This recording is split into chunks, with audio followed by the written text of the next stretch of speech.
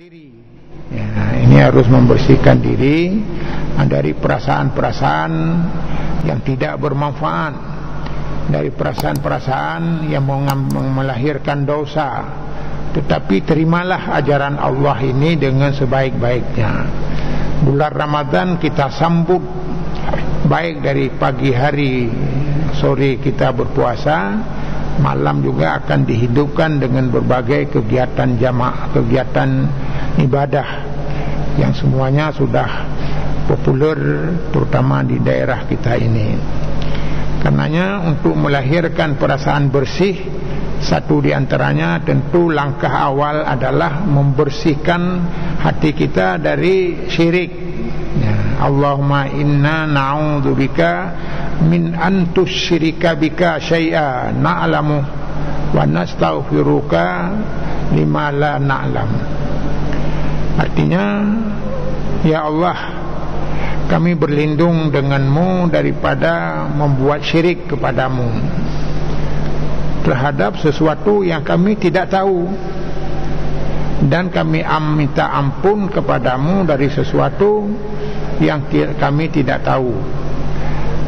Membuat syirik yang kami sadar bahwa itu syirik, kami berlindung dengan kepada Allah, dan kami minta ampun dari sesuatu yang barangkali sebenarnya syirik, tapi kami tidak sadar bahwa ini perbuatannya syirik, juga kami berlindung ya Allah. Jadi dengan demikian kita sudah lepas daripada beban-beban yang membahayakan diri kita sendiri. Maka puasa adalah peluang membersihkan hati ini, dengan cara menyerahkan diri kepada Allah Subhanahu wa taala dengan beribadat dengan sebaik-baiknya. Wa may yuslim wajahu ilallah wa huwa muhsin faqad istamsaka bi urwati suqa wa ilallahi aqibatul umur.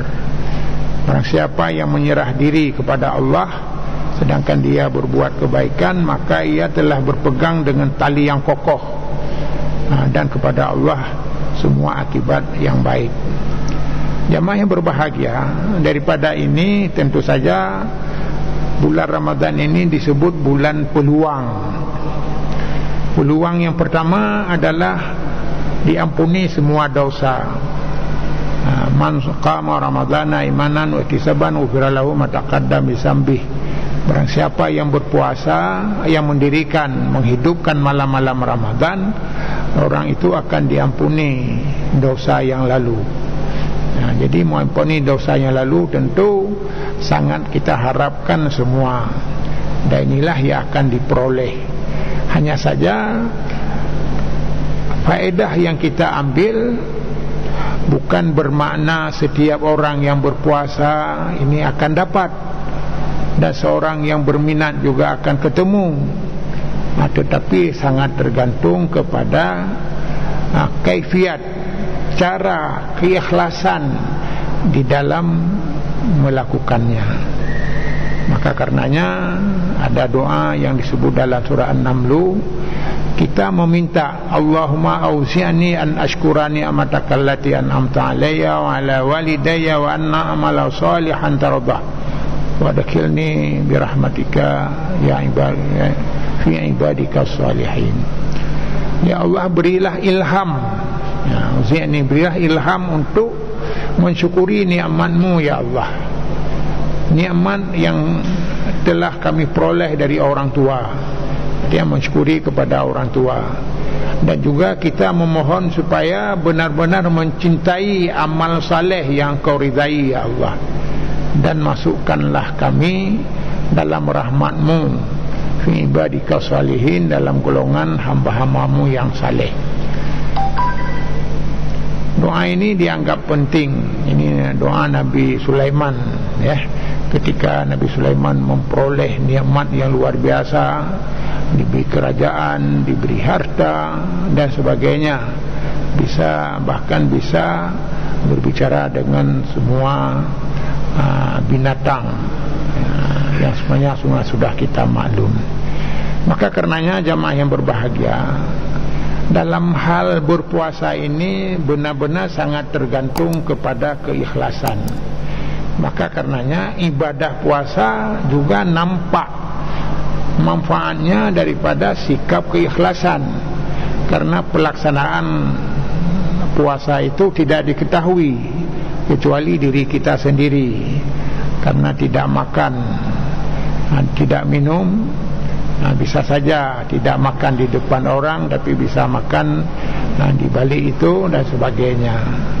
Jadi dengan demikian membangun keikhlasan adalah sebuah hasil buah tauhid. Inti daripada tauhid adalah kita bekerja dengan ikhlas. Karena berdasarkan ikhlaslah yang akan kita peroleh. Jadi tanpa ikhlas maka amal kita tidak berguna apa-apa. Kita sudah maklum beberapa hadis yang menerangkan tentang makna ini, hikmah ini, yaitu yang pertama, kam min saimin laisa min siyamihi ladhi wal ats. Betapa banyak orang yang berpuasa, puasanya tidak ada apa-apa kecuali lapar dan haus. Yang kedua, kam min qaimin laisa lahu min qiyamihi illa ta'abun. Dan juga tidak ada berapa banyak orang yang membangun malam, dan hasil ibadah malamnya yang banyak itu tidak ada faedah kecuali capek. Jadi dengan capek ini apa artinya? Artinya bahwa dalam ibadah kita sangat tergantung pada penilaian Tuhan. Nilai yang pertama-tama, tujuan apa kita beribadah. Kalau tujuan kita hanya kepentingan dunia semata, atau kepentingan adat, atau karena orang lain juga berpuasa, kita puasa, bahkan demikian pula dalam berbagai kegiatan. Jadi kegiatan bukan karena perintah Allah dilakukan dengan sebaik-baiknya, tetapi karena adalah musim, musim hadir ke manasah, musim hadir ke masjid, musim bersedekah, musim dan sebagainya. Tapi roh kita sebenarnya tidak ada. Inilah yang perlu dibangun. Perlu dibangun karena inilah peluang dalam bulan Ramadan ini. Maka akhirnya kita juga berdoa ketika akhir Ramadan supaya bertemu dengan Ramadan yang akan datang. Dan alhamdulillah seminggu lagi ini sudah ada bulan Ramadan. Jamaah yang berbahagia, maka dalam kaitan dengan ini sebenarnya banyak sekali hadis-hadis yang menerangkan.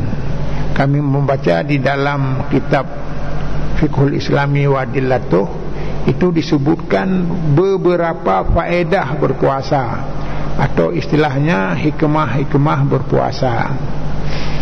Yang pertama-tama, ta'atu lillah wa yanalu biha ridwanallah, au istihqaqu dukhulil jannah min babil khas anda lil-saimin ar-rayyan. Yang pertama adalah kelebihan berpuasa, faedah puasa untuk menjadi orang yang taat kepada Allah dan orang yang akan memperoleh reda Allah. Dan yang ketiga, memastikan orang itu masuk syurga. Masuk syurganya adalah dari pintu khusus, pintu istimewa yang khusus disediakan kepada orang yang berpuasa. Kalau orang puasa sudah masuk, semua ditutup. Dan ini adalah syurga khusus kepada orang berpuasa yang namanya Rayyan. Yang namanya Rayyan. Jadi dengan demikian, orang-orang yang berpuasa dengan baik ini akan mendapat syurga istimewa yang sengaja disediakan kepada orang-orang yang berpuasa. Yang kedua disebutkan adalah madrasul khulqiyah. Jadi puasa adalah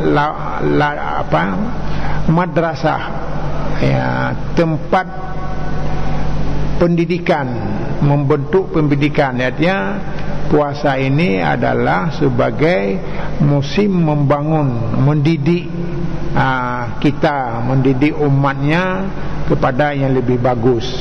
Itu madrasah. Maka bisa dikatakan sebulan itu adalah kita bersekolah dalam membentuk kepribadian kita.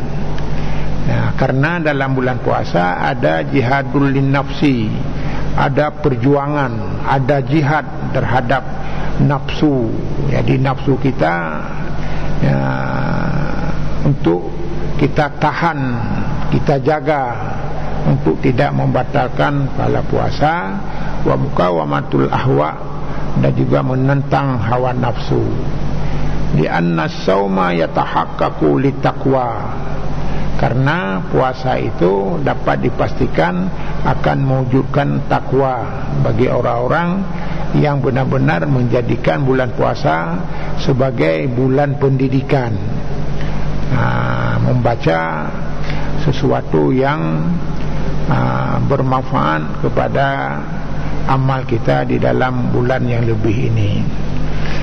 Yang selanjutnya, yang ketiga dari yang besar, yang ketiga adalah tuqwidul iradah. Tuqwidul iradah yaitu memperkuat kemauan, membangkitkan semangat. Rupanya puasa itu adalah satu makna lain, yaitu roh kita, semangat kita itu akan kuat, akan bertambah. Kenapa bertambah? Karena dalam bulan puasa kita harus banyak menahan diri, tidak boleh omong yang tidak benar,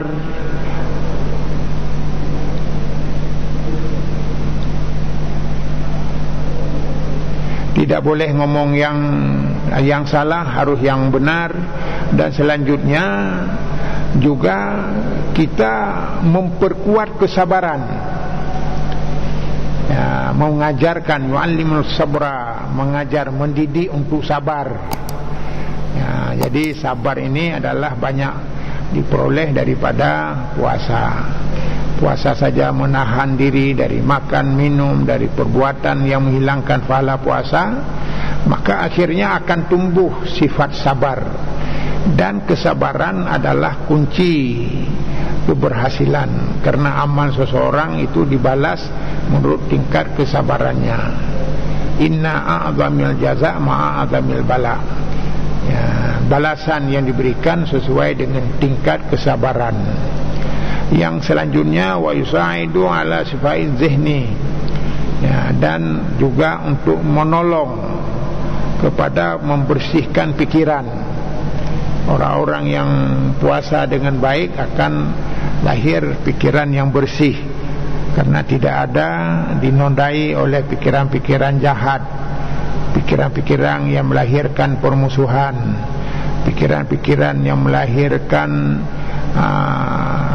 kekacauan, baik dalam hubungan rumah tangga, hubungan dengan masyarakat, demikian pula hubungan dengan bernegara. Itu sangat dibantu dengan pola pikir yang bersih. Kami melihat juga, dulunya pernah kami beberapa kali bertemu dengan Bapak Habibie, karena beliau ketua HMI pusat. Kemudian kami pernah sebagai pengurus HMI di kabupaten, maka bertemu. Saya melihat Habibie itu setiap bulan berpuasa 12 hari 12 hari setiap bulan. Jadi Senin Kamis sudah ada 8 tambah dengan lain. Jadi ketika itu di jumlahnya 12 sampai 15 hari berpuasa. Jadi seolah-olah itu sudah menjadi pakaiannya berpuasa. Kami yang lain makan dan sebagainya, beliau diajak makan. Beliau menjawab, memang saya sudah melatih diri untuk tidak makan banyak dan sebagainya. Kemudian yang penting lagi adalah bulan puasa ini adalah mu'allimul amanah, yaitu mendidik kita menjadi menjaga amanah, muraqabatullah fi sirri wal alan, dan juga berhati-hati dalam tinjauan Allah, baik dalam yang terang atau yang tersembunyi. Artinya benar-benar seorang yang berpuasa akan terlatih dalam rangka menjaga amanah. Sebagaimana dalam bulan puasa tidak boleh makan minum, tidak boleh berdusta, apalagi berbuat dosa, karena semuanya bisa menghilangkan pahala puasa. Maka karenanya jamaah sekalian, maka dalam bulan yang akan datang ini barangkali sudah saatnya kita membenah diri, membentuk pribadi diri sendiri. Saya rasa semua orang itu ada dosa, semua orang ada kelemahan, semua orang ada cita-cita yang baik, yaitu menjadi manusia yang berguna di dunia dan sekaligus juga supaya menjadi hamba Allah yang aman dari berbagai azab Allah Subhanahu wa ta'ala. Maka salah satu yang aman ini adalah puasa. Karena puasa disebut junnatu minan nar, yaitu perisai dari api neraka. Orang yang berpuasa akan terhambat masuk ke dalam neraka. Jamaah yang berbahagia, maka dari sekarang yang perlu kita persiapkan dalam rangka beribadah, tentu saja macam-macam kegiatan ibadahnya. Apalagi ada ibadah yang sudah sudah biasa di sini, tradisinya macam-macam. Kita tidak perlu mempersoalkan macam-macam itu, karena mempersoalkan masalah khilafiyah semakin bertambah banyak masalahnya. Jadi marilah beramal menurut keyakinan masing-masing, dan keyakinan orang tidak perlu diganggu, kecuali kita masing-masing harus menambah ilmu. Pada satu saat yang benar akan lebih kita yakini, dan yang kedua yang tidak benar mungkin secara bertahap akan ditinggalkan. Lebih-lebih tradisi pengamalan Ramadan ini beragam. Bahkan kalau kita melihat zikir saja, satu daerah dengan daerah lain juga bunyinya berbeda-beda. Jadi karena ini, dalam kaitan dengan bulan puasa yang akan datang, cobalah kita melatih bahwa di Aceh ini syariat Islam sudah jalan. Ramadan cukup meriah. Semua masjid hidup dengan berbagai kegiatan membaca Quran dan bermacam-macam kegiatan yang berhubungan dengan Quran, dan juga kegiatan-kegiatan amal lainnya yang kami lihat dari beberapa masjid, termasuk di masjid kami itu di Masjid Oman itu. Saya lihat generasi muda membuat berbagai kegiatan yang sehingga sudah ditutup karena sudah banyak sekali pelamar dengan berbagai kegiatan-kegiatan yang dikerjakan oleh tim khusus, oleh remaja dan sebagainya. Bahkan juga ada yang tingkat nasional. Ini juga dialukan seperti pada tahun-tahun yang lalu. Hanya saja pada tahun ini sifatnya sederhana, meskipun kadang-kadang membatasi kesederhanaan juga tidak sepenuhnya jalan, karena masyarakat sudah membudaya dengan bertemu dan berkumpul, tetapi dijaga dengan COVID ini. COVID ini berlakulah peraturan menjaga, menghindari masalah-masalah COVID seperti pakai masker dan sebagainya. Jamaah yang berbahagia, dalam hal-hal yang selanjutnya yang perlu kita angkat dalam membangun pribadi, di antaranya sudah saatnya kita menambah ilmu. Apalagi menambah ilmu dalam bulan Ramadan itu adalah nilainya melebihi daripada bulan-bulan lain. Jadi dengan demikian, apa yang kita butuhkan dalam rangka mempersiapkan diri sekarang sudah bisa dimulai. Mudah-mudahan dengan kerja ikhlas kita, Allah akan menyampaikan, karena kata kunci dalam semua ibadah adalah ikhlas karena Allah Subhanahu wa taala. Apalagi dalam bulan-bulan Ramadan ini ada beberapa keistimewaan. Keistimewaan yang pertama, orang mandalladzi yastaghfiruna fanaghfirlahu. Orang yang minta ampun pada kami, kami memberi ampun kepadanya. Wa man allazi yuhibbuna fa nuhibbulahu. Orang yang mencintai, mendekati pada bulan ini kepada kami, kami juga sangat mencintainya. Dan banyak lagi tentang amal-amal yang amalnya mudha'afah, yaitu amalnya diganda-gandakan pahalanya.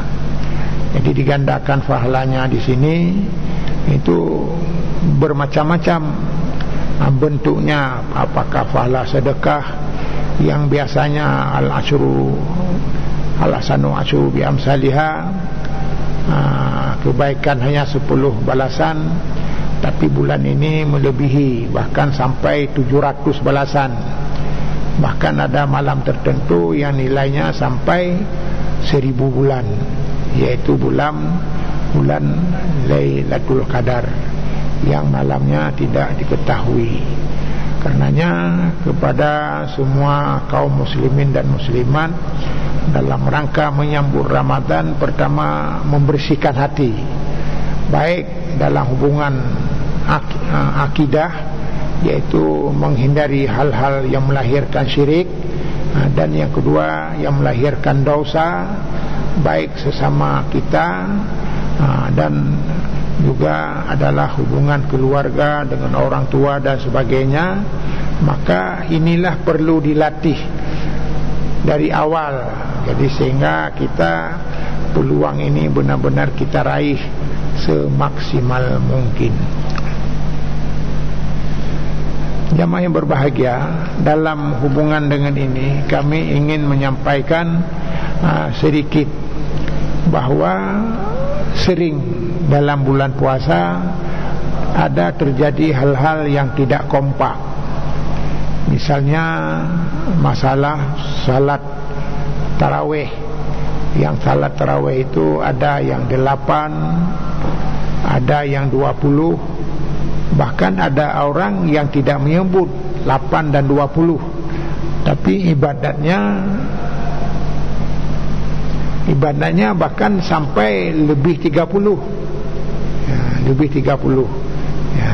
Jadi ada yang 8 di masjid, tapi juga ditambah di rumah, masing-masing dengan macam-macam bentuk tambahan. Ada atas nama tarawih tambah 12 rakaat lagi, ada juga salat malam, bahkan ada masjid yang mengadakan qiyamul lail dalam rangka meningkatkan ibadah. Maka karenanya sebaiknya lah kita mengamalkan kepada keyakinan masing-masing. Jangan ada daerah ini tidak setuju dengan ibadat daerah orang lain dan sebagainya, karena semuanya tidak ada faedah, justru menghilangkan pahala, menghilangkan keikhlasan beribadah kepada Allah Subhanahu wa taala. Kami rasa demikian saja. Ini sebagai penutup pada menjelang Ramadan. Kami mohon maaf kalau ada selama ini yang keliru, apalagi menyinggung perasaan dan sebagainya. Tentu saja yang menyinggung perasaan kalau yang salah, tapi kalau yang kami sampaikan benar tapi ternyata tersinggung juga, ini hukum Allah Subhanahu wa taala. Ya, jadi kita tidak mempersoalkan mana dan sebagainya, tetapi sesuatu yang kita berbicara,